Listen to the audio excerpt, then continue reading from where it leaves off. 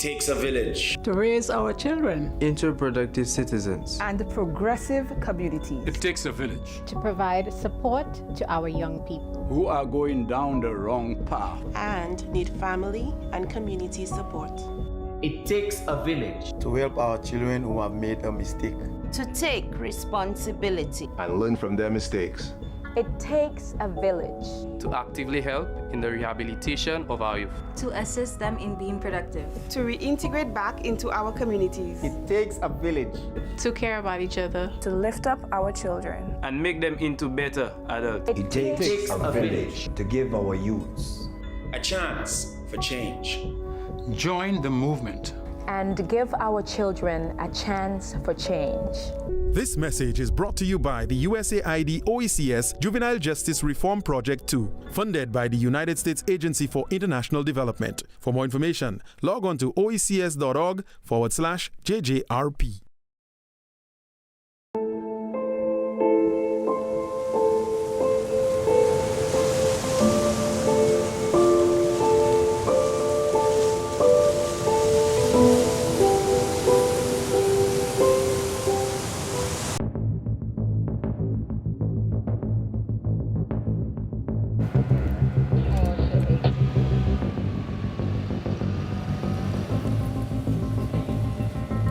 This building we're in right now was actually built in the mid-1990s when people were starting to respond to youth crime with adult consequences, and people were describing kids as juvenile super predators. And so they were building adult-like facilities like this part of the Bonaire campus because they thought that was the right way to respond to kids. And what they forgot was they were kids.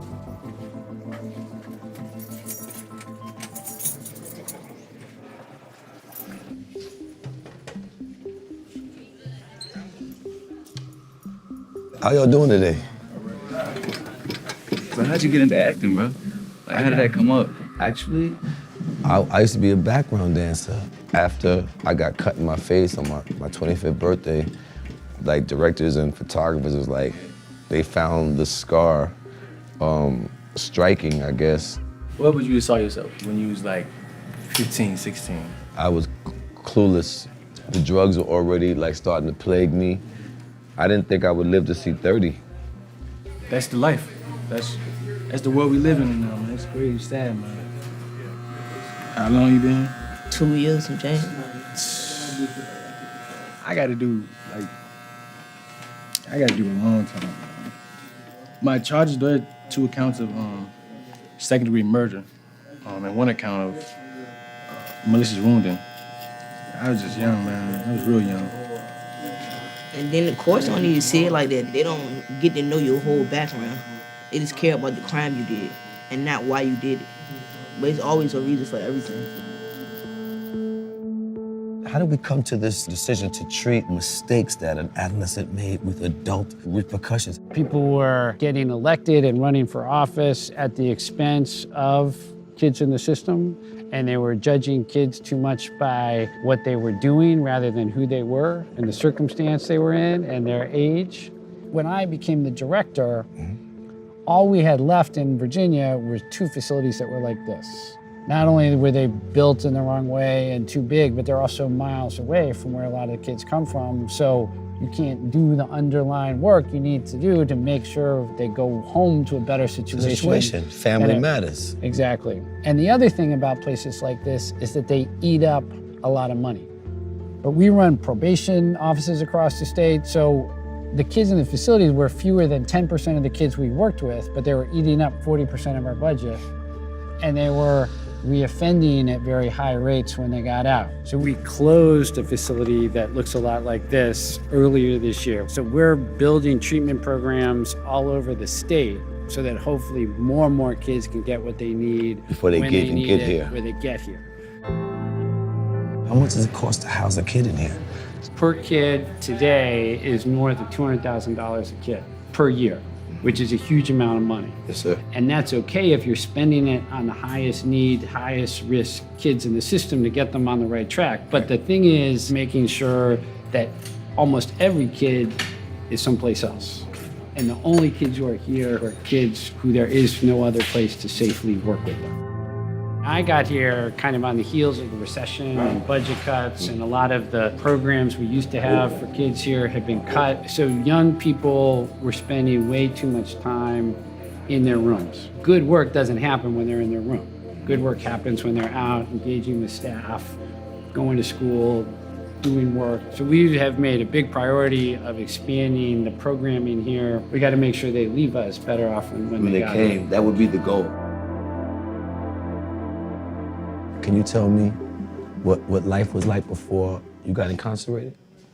The hood I was living in, out Fredericksburg, Virginia, it's not too good of a neighborhood. So a lot of violence, a lot of gang stuff like that. You know how it be. You know, you from the street, you know how it be. So I had to fight to make it. I mean, if I didn't, then it's either the predator or the prey. I did make a crime in that. I do gotta pay the price. But the cost, we never thought it'd be the rest of my life. When I first got incarcerated, I was real mad and stuff. I didn't talk to anybody, Eventually I got over the situation and made the best of it. So what are the things that you have gotten that's on a good note from being in here? The resume I got, I done built up such talents and tools. I've learned to strip floors, work the machines. I've learned to cut hair.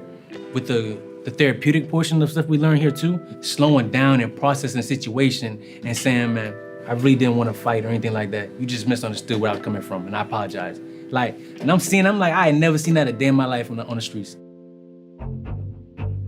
Do you really think that putting that much time on an adolescent is fair? Kids are very different than adults, and we can't make life-altering decisions based on things that they do when they're young. It's not that they shouldn't be held accountable. No, it's not that there aren't safety concerns we need to address. Yes, sir. But saying this is what the rest of your life looks like for something you did when you're 15 is at odds with science, and it's kind of at odds with all the experience we're having with kids. People often ask me about the kids who are here. They say, well, you're down to 200. Those must be the worst of the worst. But you met them today. Yes, I did. And they're still kids with dreams, and they're still kids with talents, and they're still kids with hope and potential. If kids end up in a place like this, number one, it should be after we've exhausted all other opportunities. And number two, that from the moment they wake up to the moment they go to bed, they're doing something that matters to them, that's going to get their life in the right direction, and that we're doing all we can, to keep hope alive.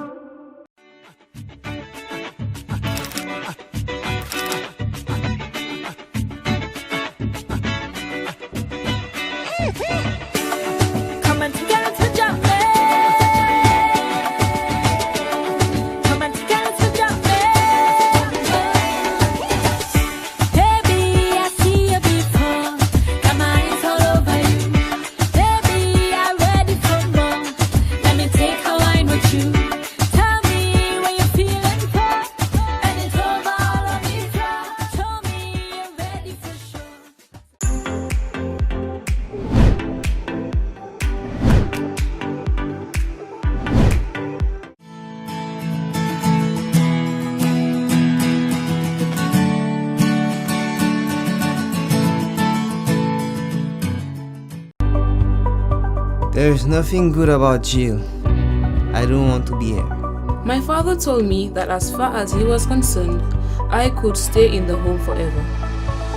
Our children deserve a chance for change. Children make mistakes, and child justice reform can help everyone to address these mistakes appropriately. Instead of sending a child to adult prison, let us give them alternative sentencing. We must divert our children from the court system through a holistic and systematic approach to addressing their offense and their road to rehabilitation.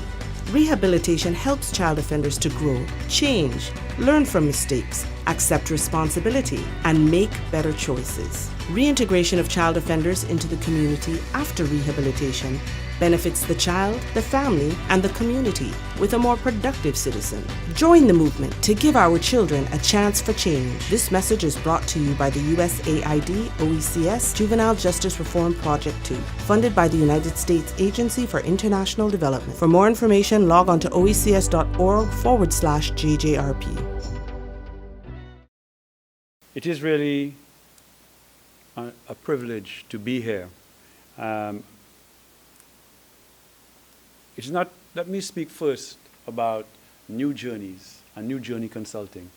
Mr. Shane Joseph, our trainer who partnered with us on this particular initiative, came to us thanks to Nixon Barry, and I want to thank you, Nixon, for that. And we are embarking on a new journey, but it's a new journey within a continuous journey. And as I was saying earlier today, it's 400 years we as a people in this part of the world have struggled on a journey. We're a people born of oppression, and we have been traumatized over 400 years. The new journey from here is not an easy one. This is not an easy road. And we understand how difficult it is. But we are committed to that journey. Our Nobel laureate, Sir Arthur Lewis, said the fundamental cure for poverty is not money, but knowledge. That's one of our mantras. We intend to make our people rise, facilitate the rise of our people by imparting knowledge. Knowledge. We're going to infuse knowledge into every household in this country. Yes, in the 5 communities that CFYR has mandated us to work in. But in all the others, I will tell you, we intend to do that. Thanks to Lucilec, we've already started in the Cicero community. Our electricity company saw the light, and they joined us. And there we are, up in Cicero, looking at how we can do parenting in particular. Now, that's just one set of knowledge. When we open all the pipelines into all the communities, into all the households, we're going to pump parenting into our communities. We're going to pump entrepreneurship into our communities. We are going to pump training for skills into those communities. We're going to pump life skills. We have a blessed program, and we have blessed trainers who will train trainers, and we are going to bless our communities with life skills. You understand? This training that we've just gone through over the last 3 days, I think, talking about a new journey, it was a new journey. 3 short days, but it was an amazing impact, I think, on all participants. I sat and I watched 30+ diverse people from various walks of life, various levels of education, and I saw them gel. I saw them get it. I saw them go into journeys within themselves. I saw them cry. I saw them break, and I saw them build back stronger yet again. And I said, wow, these are our trainers. These are our people that are going to be able to uplift, help people get up and do what is right by them, their children, and others. I am so pleased with the suicide prevention talking, safe talk. Over 100 people were trained yesterday. We started in the Cicero Secondary School, and I'm recognizing Cicero Secondary School as the school in our community Cicero that we have started with Lucilec, where we have peer mentors, peer mediators, peer conflict resolvers in the Cicero Secondary School. Beautiful young people who participated, over 20 of them participated in Safe Talk, and they get it because they feel it, they know it. Who feels it knows it, Lord. And they got it. And the trainer Shane came back wowed. He couldn't understand how powerful these young people were. So there it is. And of course, we had our own 30 hair train, and then we went to the ministry, Youth and Sports Conference Room downtown, and up to 9 o'clock in the night he was there training other community workers and government workers, youth and sports workers, etc. So this is major impact. This is major change. This is transformation. And that is what this vision is all about. When you hear us talk about the futsal, and I want to thank Mr. Mahmood for raising sport, futsal, which is that form of football that we are going to use, we're using the futsal to hype it, to penetrate into the communities, to create teams of 14 to begin with in every little community that will be the teams that will be that pipeline, shall I say, tap space, open space, in the safe space in the community that we can go through. They can mobilize for us. We will train them how to mobilize. We will train them with the very skills, and we will get them to bring the people out so that we can further train, further empower, pump that knowledge down. And of course, we're going to use other avenues as well. We are starting with the futsal, and we're looking for private sponsors with that. And we have a number of them on the table. I expect them to deliver, because there is no room anymore for anybody to say that they are not going to be part of getting this country to rise to the level that it is supposed to rise, to transform how it's supposed to transform. Now is the time, and we will not accept no. We will not accept no. In fact, like I've told most of the sponsors already, I'm giving you opportunity to be part of the transformation, opportunity to be the catalyst for the wealth generation in this country. When we unleash the potential of what we call ghettos, when we unleash that potential, there is no telling how much wealth is going to be created. The talent is there. Like Singing Sandra says, those voices from the ghetto, they need to be heard. And we need to engage, and we need to give them those skills so that they can truly participate. In RISE, we have the other mantra: respect, connect, and guide. That's what it is. We respect, we connect, we guide. And that is what we are going to do throughout every community. So that is our vision.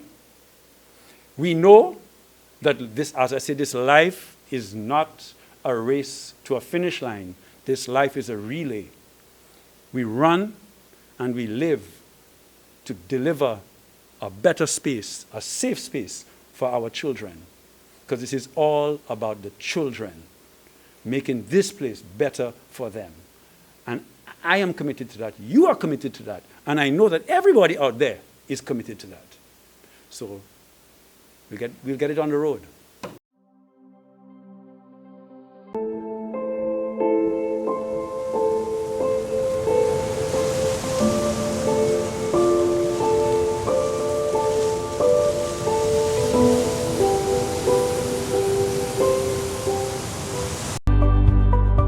There's nothing good about jail.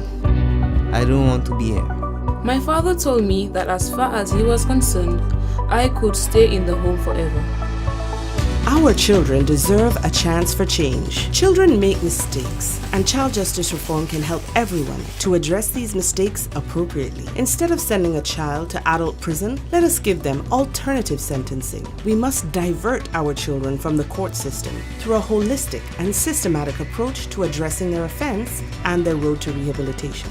Rehabilitation helps child offenders to grow, change, learn from mistakes, accept responsibility, and make better choices. Reintegration of child offenders into the community after rehabilitation benefits the child, the family, and the community with a more productive citizen. Join the movement to give our children a chance for change. This message is brought to you by the USAID OECS Juvenile Justice Reform Project 2, funded by the United States Agency for International Development. For more information, log on to oecs.org/JJRP.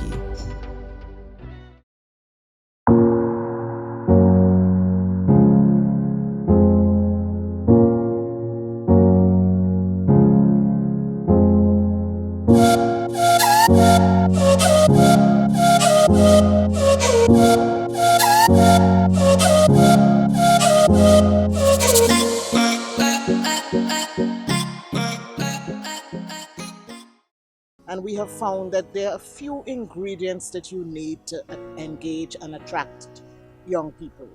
One of them is creativity and interest, something that they would be excited by. Hence our use of the music and the music icons to attract them. But another one is just simply respecting them and meeting them where they are and having them recognize that respect and that attention. It often takes them by surprise. They're actually quite surprised when we take the time to stop, talk, listen, and then action some of what they're suggesting. And to us, that has been perhaps our greatest glue, if not hope. Yeah, I agree. And you know, it's funny because I speak to young people. Dr. Bird in particular is a key figure because many of them know her, and she's interfaced with so many of them when they were little children, and invested care in them. That when often I'd mention her name, even to some of our more notorious, for want of a better word, criminals. If I mention Dr. Bird, they soften and they smile because they knew her when they were little. And it made me understand how important it is to raise our children with love and care. Because the little bit of love and care that they got has gone a long way to maintaining a hook to speak to some of the hardest people that other people might have difficulty speaking to. So I agree with Dr. Bird. It's respect. It's that ability to listen and without a judgment. I am not a young person, so I don't live their reality. So I can in no way pretend to understand exactly what they're going through. But I tell you what I can do, and what I do is I can listen to you. I can understand you, right? And I can help.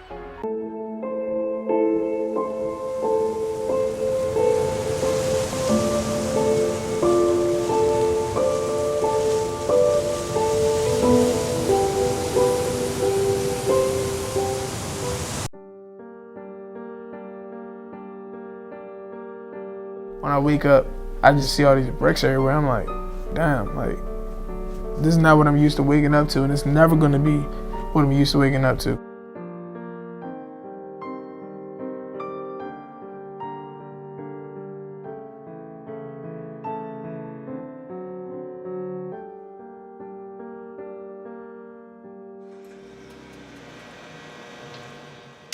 One of the good things I can say here is reassurance that you know what you're gonna be doing in the next 2 hours. You know when your meal's coming, and you know when you're gonna go to sleep, you know when you're gonna wake up. It's just structured. I'm Marquez Jackson. I've been in Bonaire for 1 year and 2 months. You can customize your room however you want it to be. They're usually like a little bit more strict with like what you allow to be put on the wall. But I guess once they realized that I actually draw, they pretty much just started letting me do whatever as long as it's like not necessarily negative. I'm in the maximum security side. I get locked in my room every night. Since my mom used to work so much, she wasn't really home all the time. I wanted the greater things. I wanted watches, I wanted clothes. So I used to do what I had to do in order to get it. I was charged with 2nd-degree murder. I have juvenile life, meaning that I will be incarcerated until I am of the age of 21.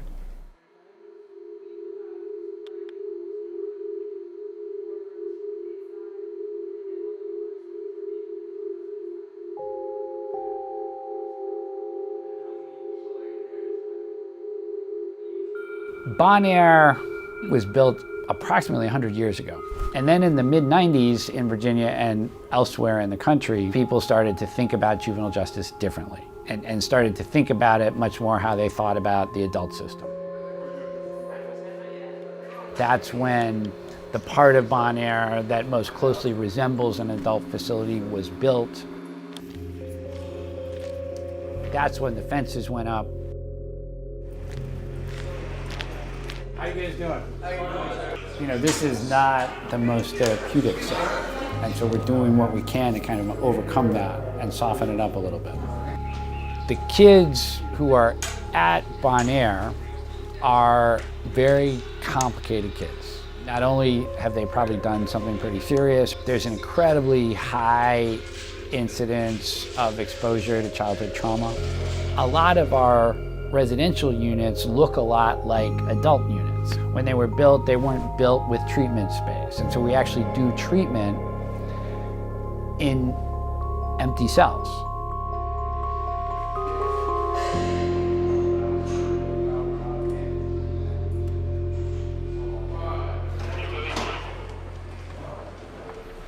Just the way we do things, everything is about security here, making sure that everything is accounted for. Getting searched every day to and from school.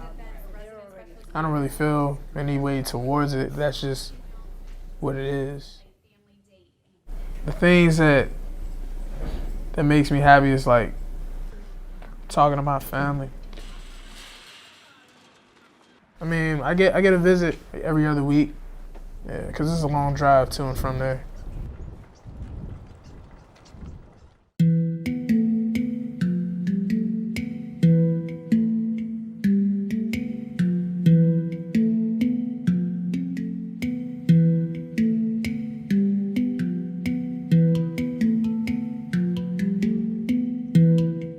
At the end of the day, we're about public safety, but when it comes to kids, public safety and rehabilitation are kind of inextricably linked. And doing that often involves also working with their families, because most of them live at home or are returning home from places like this, and so they have to be part of the work as well.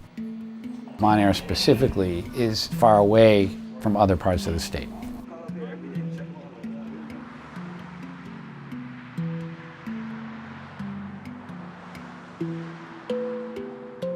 Bonaire is so far removed from the actual communities where the youth are coming from. Why we wouldn't consider placing what's needed in the communities where the youth are coming from, that is beyond me. When we look at the communities that they're coming from, oftentimes those communities are war zones. We have been putting young people in prison with a 70+% recidivism rate, just kind of continuing that trend, even though it's proven to be unsuccessful. The Department of Juvenile Justice has recognized the need to impact families. You can't just take the children and hope that that is going to be enough. If you really understand that, you understand that families are part of communities, and you've got to go to the deepest root, which would be the community itself. If a smaller facility was placed in this community, will it change? Absolutely.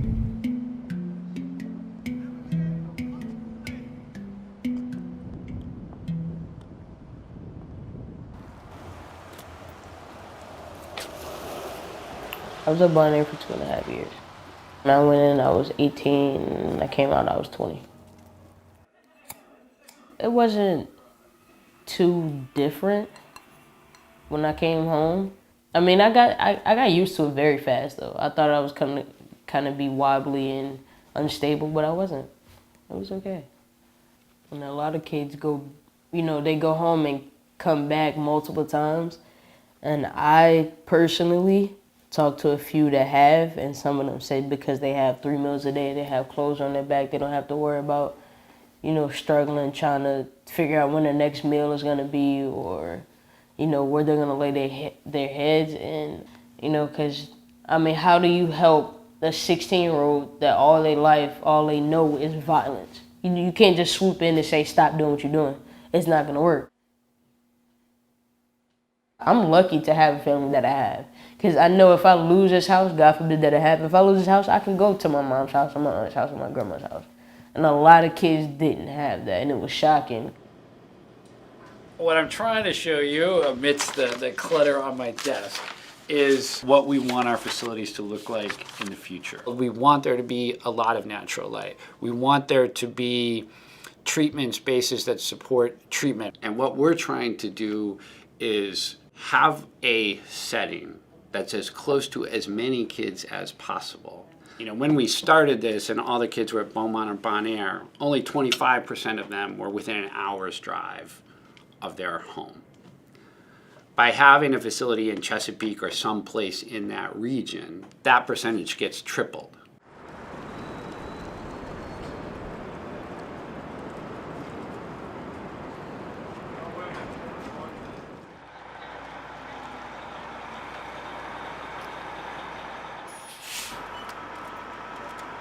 Yeah, so today we're having a Christmas celebration.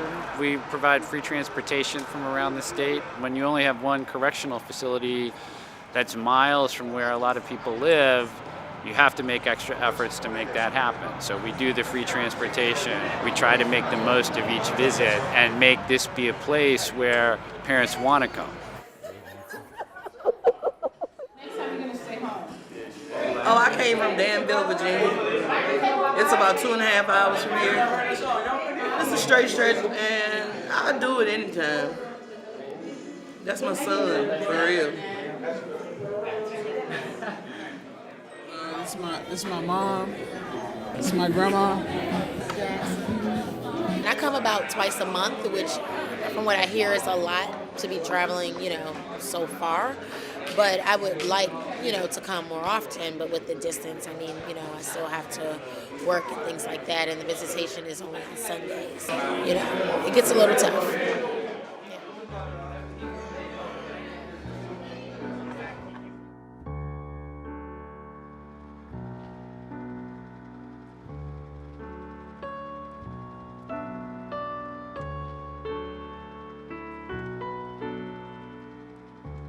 I would like to see them open up a new facility, but at the same time, it's like, this is just where I am.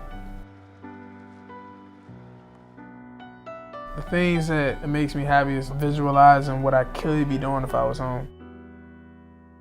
Just me having the freedom to go wherever I want to go, talking to my family, just being around my family in general.